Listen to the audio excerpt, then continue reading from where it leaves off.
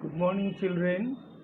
Myself, Dr. Devbrata Mukherjee, PGT Biology, Kendra Vidyalaya number 1, Kachrapada. Today, we shall discuss about the pteridophytes and gymnosperms under the plant kingdom. First, we will talk about the gist of the lesson. In this part, we will discuss about pteridophytes, gymnosperms, angiosperms, plant life cycle and alternation of the generation. So we know it very well, that is the kingdom Plantae includes all the eukaryotic chlorophyll containing organisms which are commonly called the plants. So the classification in my previous lecture we have already discussed. Let us talk about the pteridophytes. Do you know the which are included as the pteridophytes? These are very common, horsetails and the ferns. And whenever, what's their specialty? We use our different purposes. That is used for the medicinal purpose, and all are the soil binders. That is the two important ecological role. These are frequently grown as the ornamentals also. And so far the tissue is concerned, first vascular tissue has developed in case of pteridophytes, that is xylem and phloem.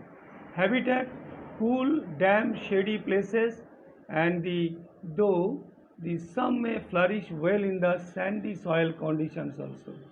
So let us talk about, see the pictures also, main plant body. Main plant body is covering sporophytes which are differentiated into true root, stems and the leaves. Talking about the leaves, it's very important.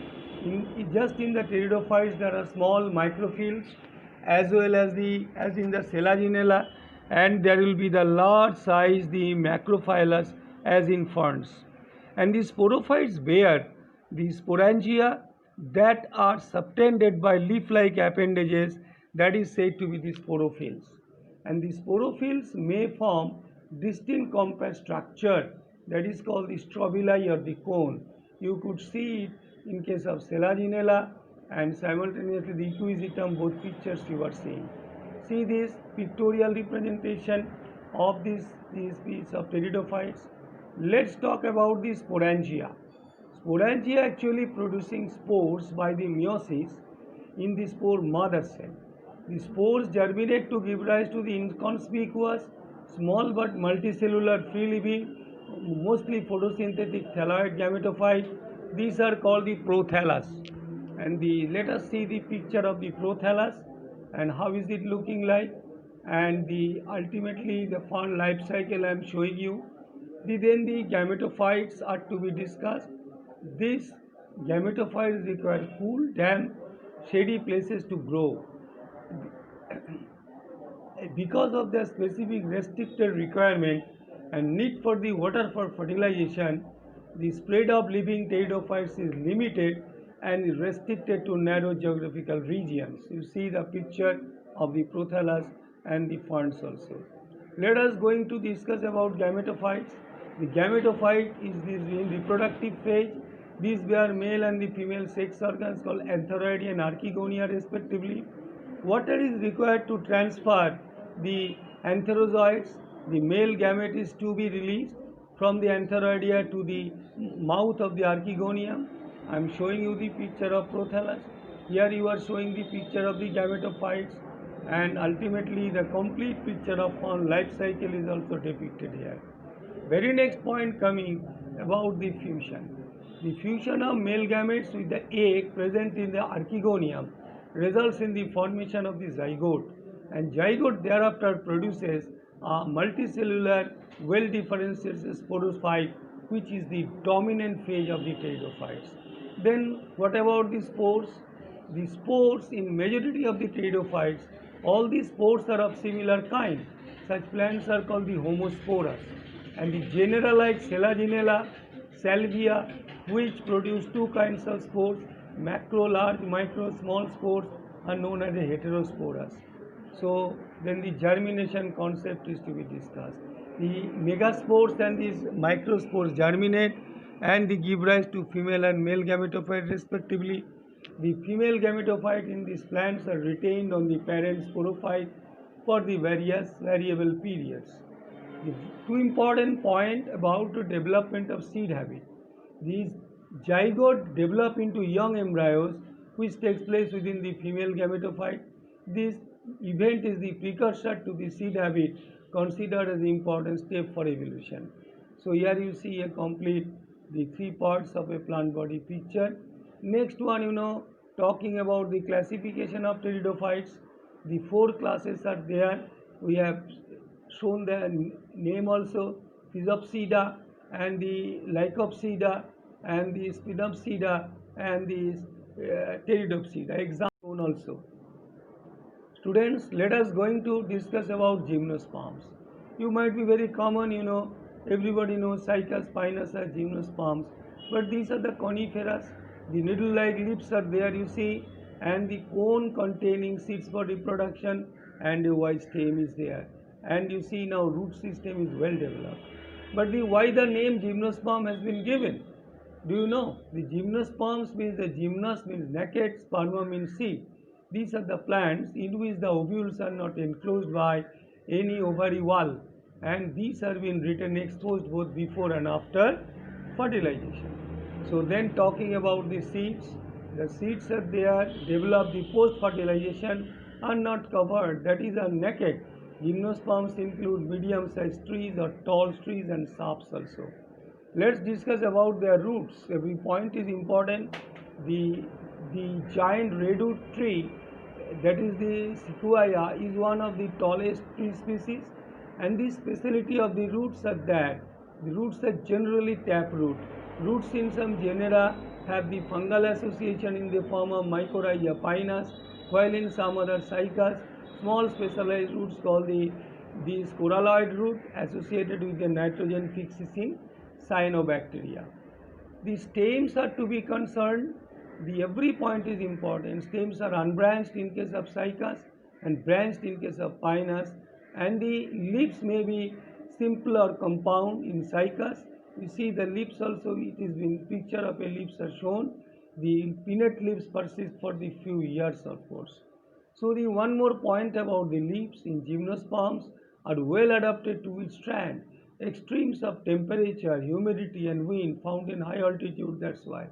In case of the conifers, you show the picture of conifers, the needle-like leaves reduce the surface area, the thick cuticle sunken stomata is also there. So next very important discussion, gymnosperms are heterosporous because they produce haploid microspores and the megaspore, and the two kinds of spores are produced within sporangia that are borne on the sporophyll, which are arranged spirally along an axis to form the lax of the compact strobili of the cone. Here you see the arrangement of strobili. So there are the two types, male strobili, these bearing the microsporophyll, microsporangia, it is called the microsporagate or the male strobili, and that will form the pollen grain obviously. The microspore develop into a male gametophytic generation which is highly reduced and confined to only limited number of cells, the reduced gametophyte called pollen grains. You see how beautiful pollen grains colored picture I am showing you.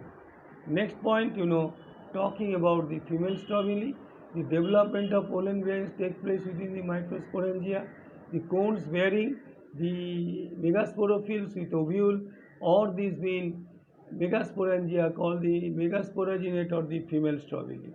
So next point coming about the ovules. The megaspore mother cell is differentiated from one of the cells of a nucellus. The nucellus is protected by envelopes and the composite structure of an ovule. So for the ovules are concerned, these are borne on the megasporophylls which may cluster to form the female cones. Megaspore mother cell divides meiotically to form the 4 pieces of megaspores. Let us talk about the megasporangium. One of the megaspore enclosed within the megasporangium develop into a multicellular female gametophyte that bear 2 or more archegonia of the female sex organ. Let us see some picture of angiosperms. Our next topic to talk about angiosperms. Angiosperms is of the flowering plant especially. The pollen grains and ovules are developed in specialized structures called flowers. The seeds are enclosed by the fruits. Exceptionally larger group of plant occurring in wide range of habitat. The range in size from tiny, almost the microscopic Wolffia. It is important point, microscopic angiosperm Wolffia, tall tree, the eucalyptus. You see eucalyptus. Let us see the pictures of angiosperms. Wolffia picture I am showing you. Side by I am showing you the eucalyptus. So the classification is to be discussed. There are the two types, dicotyledonous, monocotyledonous. The dicotyledons arranged by having two cotyledons in their seed, a monocotyledon having only one seed. I have shown you the picture also.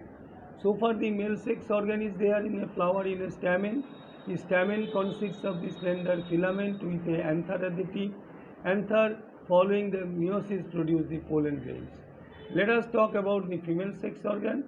The female sex organ in flower is pistil or the carpel. Pistil consists of an ovary enclosed one or many ovules. So far ovules are concerned. Within ovary present highly reduced female gametophytes, the termed as embryo sac. Embryo sac formation is preceded by the meiosis. Let us see the picture of embryo sac. And the embryo sac speciality is that when we will consider formation is preceded by meiosis, each of the cell of embryo sac is haploid. Each embryo sac has a 3-celled egg apparatus, one egg cell, two synergids, three antibodal cell, two polar nuclei. The polar nuclei eventually fuse to produce diploid secondary nucleus. So whenever double fertilization, you see the picture. In case of what's double fertilization? What about the first male gamete that is formed syngamy, and the other male gamete fuses with the diploid secondary nucleus to produce diploid primary endosperm nucleus, that is called PEN. This is an important terminology. Because of the involvement of two fusions, even termed as a double fertilization unique to organisms. So how the endosperm formation is going on, let us see. This is a beautiful picture I have shown you. Zygote develops into an embryo with one or two cotyledons as per the classification, and the PEN develops into endosperm which provide nourishment to the developing embryo. The synergids and the antipodals degenerate after fertilization. So ultimately development of seeds and fruits. During the events, ovules develop into seed, ovaries develop into fruit. So again I am showing you life cycle of the angiosperms. Very next we have to talk about, friends, the plant life cycle in nutshell and the alternation of the generation. Exactly, in the plants, the both haploid and diploid cells can divide by meiosis. This ability is to be leads to the formation of different plant bodies. One is haploid and diploid. This haploid plant body produces gametes by the mitosis. This plant body represents a gametophyte. Following fertilization, zygote divides by the mitosis to produce a diploid sporophytic plant body, and the haploid plant body produces gametes by the meiosis. It is okay. So the haploid spores, when these are formed, the haploid spores are produced by the plant body by the meiosis. We know it, we have discussed it. That is divided by the mitosis to form haploid plant body one again. So during the life cycle of an sexually reproducing plant, there is an alternation of generation between gamete, which are producing haploid gametophyte, and spores producing diploid sporophytes. So the first life cycle is the haplontic life cycle. Sporophytic generation is represented only by one cell zygote, and there are no free living sporophytes. Meiosis in the zygote results in the formation of haploid spore. The haploid spore divide mitotically and form the gametophytes. So dominant photosynthetic phase in some plants, free living gametophytes are there. So here I have shown you the picture of haplontic life cycle. Next, talking about the diplontic life cycle.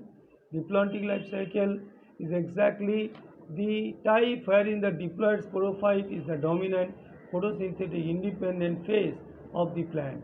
The gametophytic phase is represented by the single to few cell haploid gametophyte. This is called the diplontic. So what is the example of a diplontic life cycle? An algae, the fucus, represents the pattern. In addition, all seed-bearing plants, gymnosperms, angiosperms, following this pattern with some variation. So the gametophyte phase is few to multi-cell. All seed-bearing plants, gymnosperm and angiosperm, follow this pattern specially. So next we will talk about the third type, haplodiploidic life cycle. Bryophytes and pteridophytes interestingly exhibit an intermediate condition, haplodiploidic. Both phases are multicellular. So however they differ in the dominant